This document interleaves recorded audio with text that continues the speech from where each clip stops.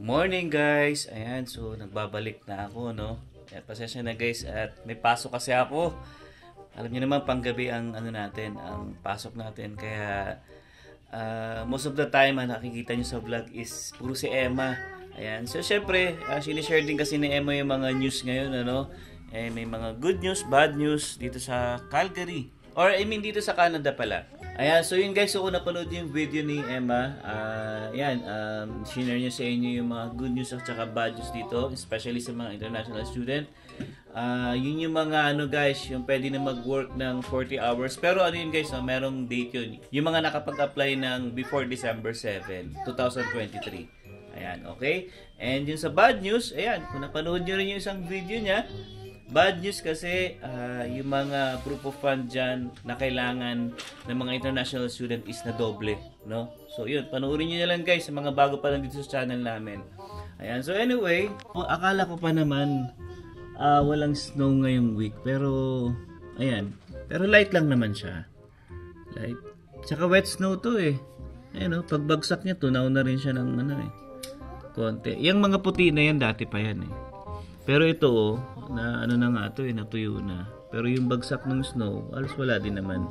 Hindi nyo rin naman siya basta-basta mapapansin kasi nga wet snow. Ayan. Kaya pala, pag uwi ko kagabi, ay kaninang madaling araw, maliwanag.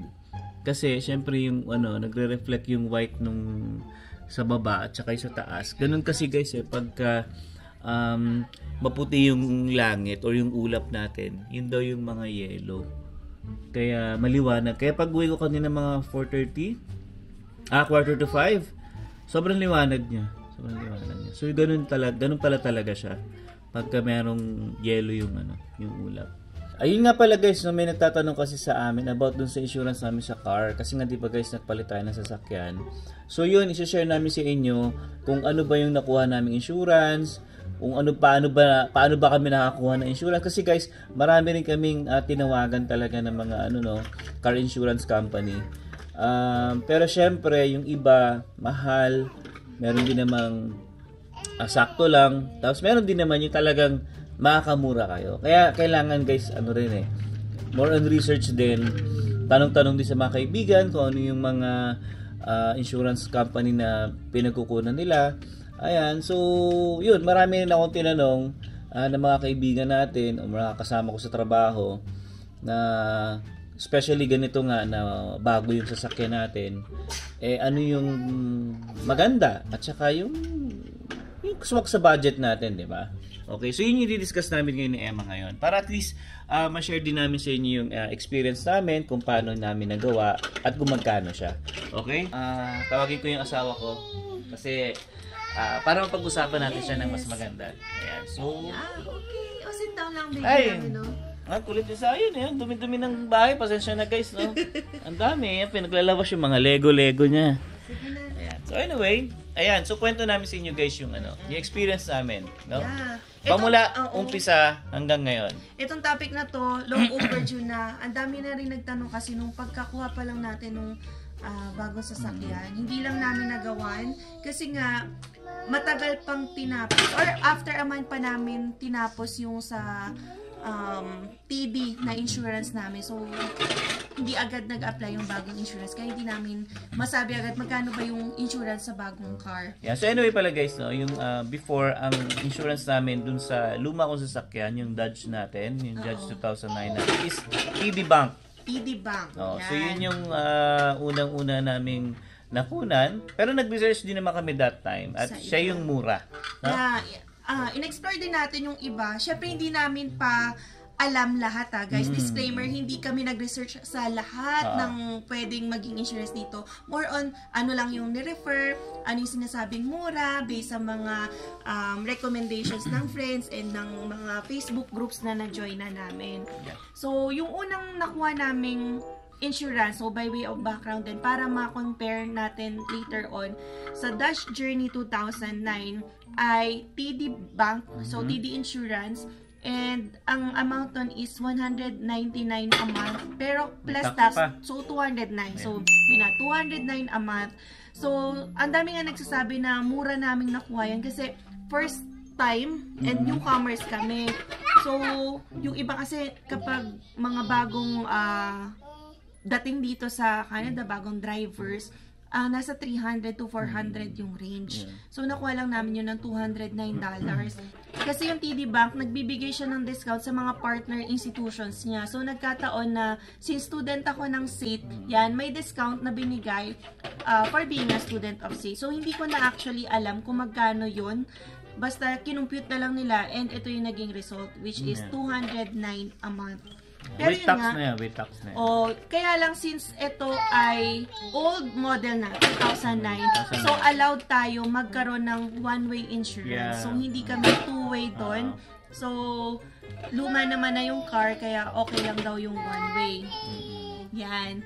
And since nga kumuha tayo ng medyo bagong sasakyan, yan ay finance. So, yung requirement kapag yung mga banks nagpa-finance ng sasakyan, hindi pwedeng one way. So, dapat comprehensive yung insurance na makuha mo. So, unang-una, syempre, na pinagtanungan namin yung existing insurance namin, which is TD. So, sa TD insurance, tinanong namin, since makaka 1 year na nga kami, magkano yung magiging insurance namin kapag nag-change kami ng vehicle with ganitong type and model and year. So, inassess nila and hulaan nyo yung magkano. So, from 209 per month namin sa Dutch Journey, ito ang nirecommend nila kahit naka 1 year na kami sa TD. $465 per month. $465 per month. So, parang bigat nun. Mabigat yun. Pero sabi nga namin, parang expected na rin kasi yun yung sinasabi ng mga tao. Kasi around 300 to 400 daw talaga. Ito nga, comprehensive pa. And with discount pa ako sa SAIT. Pero syempre, hindi mo naman i-accept agad-agad yon. So, dapat magtatanong ka rin sa iba. So, marami ako actually trinay online. Hindi ko na lang din maalala. Pero ito yung mga naalala ko. So, nirecommend din yung sa Costco. Around $400 a month naman yung computation ko. So, pwede kasi kayong mag-try online. So, merong mga free quotations na makikita kasi i-input mo doon yung type, model, and year ng sasakyan. So, i-assess nila pati yung sa driver's license niya. Driver's license ko, ilang taon na ako nag-drive dito, ganyan. Which is, mas mababa naman siya compared dun sa TD, no? Yes. Kasi ang ano na to, is pumapatak lang siya ng $400. Oo. Although, binalikan ko yung TD kasi sabi ko parang dapat, kami may special discount kasi na maganda yung record niya, 1 year. Wala naman naging claim. Kasi syempre, di ba, dapat bababayan per tagal mo na nagda-drive. Pero kasi nga, ito pa increases, magiging, siya, comprehensive. Okay guys, so yung pangatlo naman namin na research ni Emma, ito yung Allstate. Yan, Allstate Insurance. So, isa rin to sa mga nire-recommend nung ibang Pinoy, sa mga Pinoy groups. Although, yun nga, when we tried to connect, ito ang kinalabasan ng quotation nila. Oo. $365 guys. Yeah. Plus! Yan, bibigyan kanila ng $365. May plus pa yan. Yun nga, although mas mura sa TD Bank tsaka Intact. Pero, para ma-avail mo yung $365, pag-a-availin ka ng tenants insurance. So, parang aabot ka rin sa 400 kasi ito 3-bedroom yung apartment. Pero hindi kasi kailangan yun. Pero kung hindi naman kukuha ng tenants insurance, hindi nila ibibigay yung $365.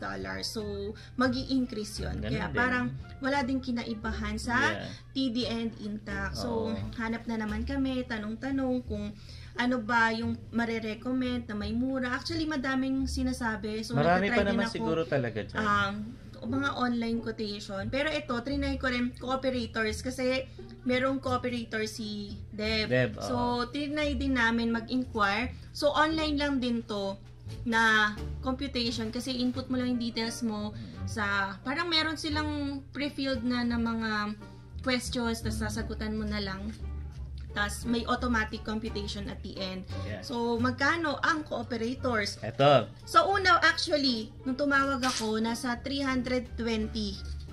Sabi ko, parang okay na yun kumpara sa $465 na binibigay ni TD. Tapos, yan, 320, comprehensive na, di ba? So, yan, nakipag-usap na ako sa operator and agent. Then, sabi nila, balikan ko na nga lang din once we are sure and then go na. Kasi, sabi ko, tatapusin ko nga yung end ng 1 year for TD. Namin, So, dapat simultaneous, mag-e-end ako sa TD. Tapos, after that, or certain minutes, siguro kinabukasan nga agad, 12 midnight, dapat may next insurance na ako. Kasi ayoko rin mabakante. Kasi mamaya magkaroon ng claim. Oo, hindi mo alam kung sino yung insurance company na may liability.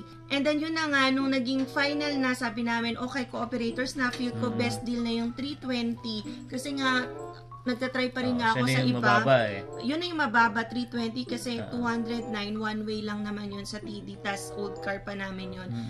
So, 320. Pero pagkatawag ko, nagkaroon ng reassessment, tapos ito, tinanong kung ilang years na siya nagda-drive sa Philippines. Although kasi sa form na fill-upan ko, walang question na ganun. So, wala kaming opportunity na ilagay yun. So, mabait yung operator na nag-assist. Sabi ko, more than 20 years na. Pero meron naman siyang driving history. Pero guys, dinala namin yon, pero walang nagre-require nun na kahit sa driver's license niya sa Alberta. Ang nagtanong lang nun, although si Allstate, yung nagpa-code kami, hiningi niya yung driving history.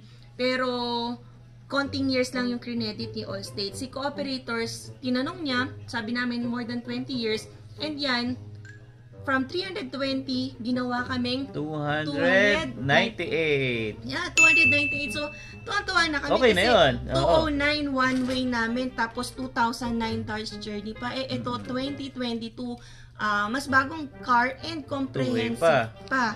So, parang mura na para sa amin na. Pero, syempre, ito ay mahal kung, syempre, gagawin mong kasama sa budget talaga. And, monthly niya is yun nga, $298 per month or 12,000 a month. Yeah. So, iba pa yan sa binabayaran mong bi-weekly for the payment of the car. Yeah. Pero yun nga, syempre, ito ay hindi namin maa-advise, hindi siya applicable sa lahat talaga ng newcomers. So, base ito sa needs nyo and sa pangailangan ng pamilya ninyo. So, yan.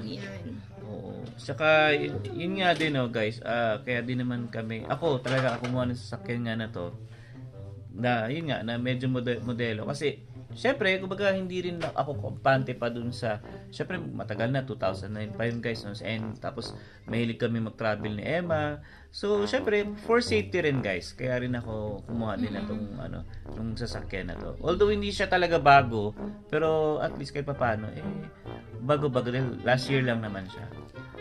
So, yan ay nakuha namin again sa co-operators and very fast lang yan makukuha. Pagka call nyo, tas confirmation with the agent, may email na sila agad kasi nga ito stating na ano ba yung start date na in-agree nyo.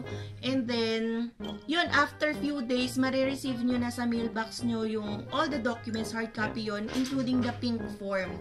So, yun yung pwede nyong gupitin, lagay nyo sa wallet kasi dapat laging dala yun para in case ma-pull over kayo kung ano man, hanapin yung lisensya and registration and then yung insurance, ready kayo mapakita. Yun yung tinatawag na pink form. Yeah. And yun nga. Dapat laging dala nyo rin yun, no? Oo. Same plate number lang kami kahit yun nag-change nga kami pala, ng guys, car. hindi rin kami nagpalit ng plate number.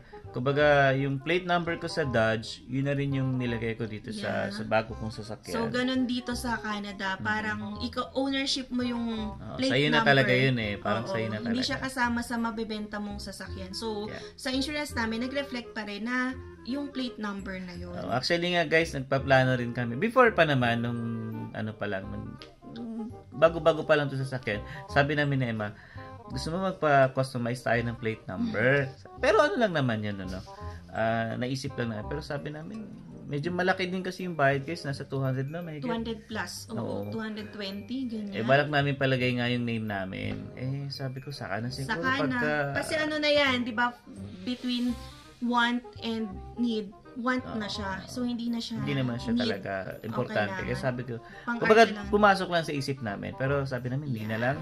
Saka na siguro kapag medyo okay na siguro. Yes. So, yun. Itong car namin, hindi na namin i-discuss further pa kasi marami ng discussion when we uploaded it na kumuha kami. So, it's a family decision na lang talaga. Kayong newcomer, so, nasa sa inyo kung bibili kayo, whether second hand or, yun nga, brand new or slightly brand new. Pero, nasa ano rin talaga actually, ito yung mga factors na dapat i-assess nyo kung kukuha kayo ng sasakyan. So, it depends on location. So, nasang province ba kayo? British Columbia, Ontario, Alberta. Kasi, ano rin yan it depends sa accessibility nyo sa transportation. So, maganda yung transportation system sa British Columbia, lalo sa Vancouver. Sa Toronto din, maganda. Pero dito din naman sa Calgary maganda, pero syempre compared to mga Vancouver, hindi na siya ganun ka-extensive yung mga transportation system. So yan, dun yung i-consider kung kukuha ba kayo ng kotse. Kasi nga, hindi lang budget sa sasakyan yung kailangan nyo, budget din sa monthly insurance.